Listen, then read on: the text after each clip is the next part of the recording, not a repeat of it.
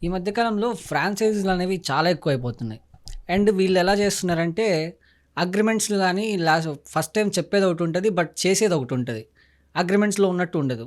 ఒక 50,00,000 ఈ మధ్య కాలంలో బ్యూటీకి సంబంధించి ఫ్రాంచైజీలు అనేవి చాలా ఎక్కువైపోతున్నాయి. ఒక 50,00,000 ఇన్వెస్ట్‌మెంట్ చేయడం. 50,00,000 ఇంకా అబోవ్ కావచ్చు, బిలో యాహ్! కావచ్చు, ఎంతైనా కావచ్చు.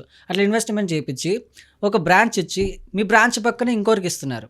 ఒకరు హుహు. బ్రాంచ్ పెట్టిన తర్వాత దాని పక్కనే ఇంకొకరికి ఇస్తున్నారు. అంటే వీళ్ళకి లాభం రాకపోయినా గూడా వీళ్ళు రాయల్టీ అనేది పే చేస్తున్నారు వాళ్ళకి. సో, లీగల్‌గా వీళ్ళు ఎలా ఫేస్ చేయాలండి దీన్ని?